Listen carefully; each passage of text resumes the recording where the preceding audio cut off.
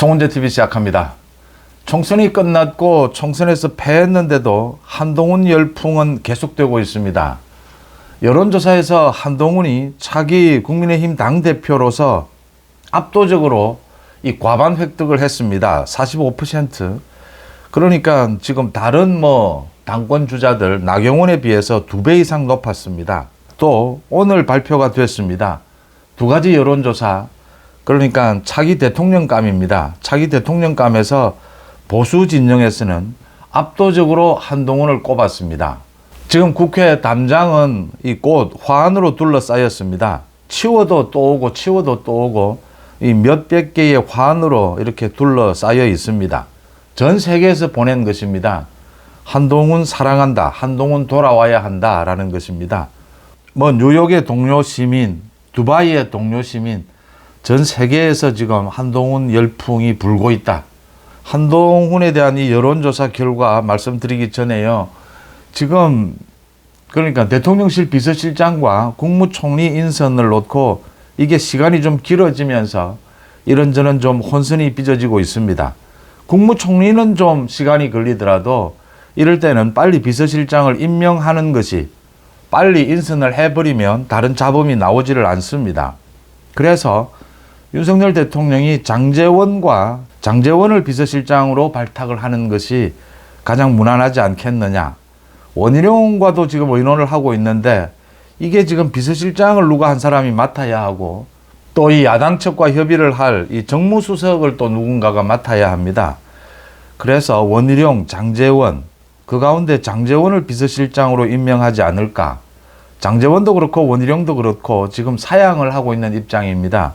지금 전국이 워낙 어렵기 때문에 이 대목에서 나서는 것이 그러니까 자신의 정치적 계산이라기보다는 윤석열 정부에 도움이 되겠느냐 그런 차원에서 사양을 하고 있기 때문에 아마 비서실장에 장제원이 임명이 되지 않을까. 이게 빨리 인선이 끝나야 다른 잡음들이 없어진다라고 하는 겁니다. 장제원이 결심을 하지 않을까 이렇게 보입니다. 그러면 원희룡도 당대표로서도 손색이 없고 원희룡도 또 내각 총리로도 손색이 없습니다. 그런데 이제 총리는 좀 상징적으로 여야를 아우르는 통합적인 이런 인물이 필요하지 않을까.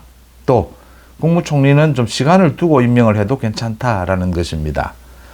대통령실 비서실장으로는 장제원이 유력하게 결정될 그런 단계에 와 있다라는 말씀을 드립니다. 그러니까 국민의힘은 윤재옥을 비대위원장으로 해서 윤재옥이 비대위원장이 돼서 이제 준비에 들어가면 6월 말 전당대회가 가능합니다.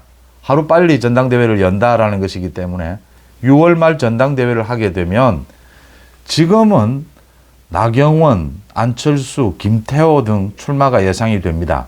그런데 다음 달 초에 원내대표를 뽑는데 원내대표는 아마 영남에서 나올 것 같습니다. 영남이 이번 당선자의 3분의 1을 차지하고 있어서 원내대표는 영남 쪽에서 나오지 않겠느냐 그렇게 보입니다. 그러면 당대표는 자연스럽게 수도권에서 나오는 것으로 이렇게 정리가 될 걸로 예상이 됩니다. 문제는 이제 6월 전당대회에 한동훈이 복귀를 하는 것이 맞느냐 맞지 않느냐. 한동훈으로서는 사실 참 모두 마찬가지입니다. 장제원이나 원희룡 이렇게 나서는 것이 굉장히 부담스러울 수가 있습니다. 그런데 이렇게 지금 국민의힘 지지층 열화와 같은 이런 응원들이 있는데 한동훈이 계속 사양할 수 있겠느냐라는 점입니다. 지금 윤석열 대통령도 잘 알고 있습니다. 지금 가장 중요한 것은 이재명과 조국 저런 민주당이 아닙니다. 야당이 아닙니다. 국민의힘입니다. 오히려 이럴 때일수록 국민의힘이 정말 똘똘 뭉칠 수 있느냐. 국민의힘 지지층, 국민의힘 당원, 윤석열 정부를 지지하는 이 지지층이 똘똘 뭉칠 수 있느냐. 그걸 뭉칠 수 있게 하는 인선, 또 당대표가 누구냐. 이게 가장 중요합니다. 이재명과 조국은 자신들의 사법 리스크 때문에 가는 길이 정해져 있습니다. 이재명은 오늘도 계속해서 이화영이 검찰청에서 술을 마시면서 검찰 조사를 받으면서 술을 마시면서 이 김성태 측과 짜고 자신이 진술을 조작했다. 그러니까 대북 송금 관련해서 이재명에게 보고를 했다. 이런 진술을 하게 됐다. 전부 가짜뉴스입니다. 이재명이 매일같이 이런 가짜뉴스를 또 퍼뜨리고 있습니다. 그래서 오늘 수원지검이 조금 전에 장문에 이제 반박을 내놓았습니다. 도저히 검찰청 안에서 조사를 받으면서 술을 마실 수가 없다. 계속 이 입장을 밝혀왔는데 정밀하게 이제 조사를 거친 다음에 아주 장문에 논리적으로 밝혔습니다. 이건 가짜뉴스다.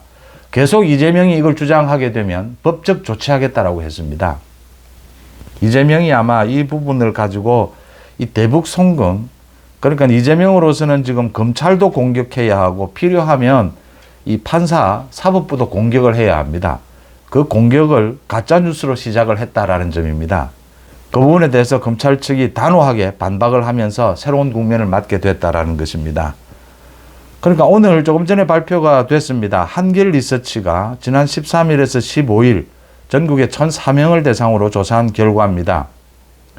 보수의 차기 대권 주자로 누가 가장 적합한가? 한동훈 22.7, 유승민 11.1, 홍준표 9.3입니다. 역시 뭐 그동안의 흐름 그대로 한동훈이 압도적인 1위입니다. 모든 연령대에서 모든 지역에서 호남을 제외하고 호남의 역선택을 제외하면 한동훈이 압도적인 1위입니다.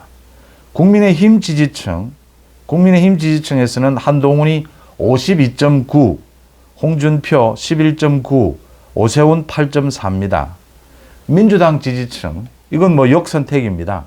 민주당 지지층에서는 유승민 16.8, 홍준표 7.1, 이준석 3.9, 뭐 이런 순서입니다. 여기서 좀 중요한 것이 하나가 있습니다. 윤석열 대통령을 지지하는 이 지지층에서 한동훈이 어느 정도 지지를 받느냐. 여기에서도 차기 대통령감으로 한동훈이 56.3, 오세훈 8.3, 홍준표 8.2입니다. 여전히 윤석열 대통령과 한동훈 위원장이 총선 과정에서 이 갈등을 빚긴 했지만 윤석열 정부의 성공을 위해서 또 차기 보수정권 재창출을 위해서는 윤석열과 한동훈의 케미가 필요하다 이렇게 읽고 있는 것입니다. 그 다음 또 하나 더 발표가 됐습니다. 조원 CNI 지난 13일에서 15일 전국의 2013명을 대상으로 조사한 것입니다. 여야 6명에 대해서 차기 대권주자 적합도입니다. 이재명이 37.8, 한동훈이 23.9, 그 다음 조국과 이준석이 5.7, 뭐 이런 순서로 나왔습니다. 그러니까 지금 민주당 쪽 지지자들은 이 이재명으로 뭉치는 반면에 국민의힘 쪽은 좀 분산이 되면서 한동훈이 이재명을 앞섰는데 한동훈이 이제 조금 처지긴 합니다. 그렇지만 여전히 한동훈 위원장이 이재명과 함께 차기 대통령감으로 이렇게 꼽혔습니다. 그러니까 국민의힘 지지층만 조사를 하니까 한동훈은 63.1%였습니다. 그 다음 안철수가 7.9%였는데 민주당 지지층 조사를 하면 이재명은 74.7%였습니다. 조국은 10.3%. 민주당 지지층에서는 이재명에게 74%가 몰렸습니다. 국민의힘 지지층에서는 63.1%입니다. 이게 2, 3개월 전에는 한동훈으로 결집되는 것이 더 컸습니다. 이재명에 비해서. 그런데 좀 분산은 되었다. 그렇지만 여전히 한동훈이 보수에서는 압도적으로 차기 대통령감으로 꼽히고 있다라고 하는 점이 인상적입니다. 이런 식의 흐름이 된다면, 계속 이어진다면 6월 전당대회 한동훈이 당권을 도전해야 한다. 한동훈이 정치에 복귀할 수밖에 없는 그런 분위기로 흘러가고 있습니다. 결국 윤석열 대통령이 지금의 이 위기를 헤쳐나가기 위해서는 한동훈, 원희룡, 장제원 등을 앞세워서 이 국민의힘 지지층, 당원들을 똘똘 뭉치게 하는 이게 가장 유력하다. 전체 국민들이 이렇게 정치 판세를 잃고 있습니다. 송재TV 마칩니다. 고맙습니다.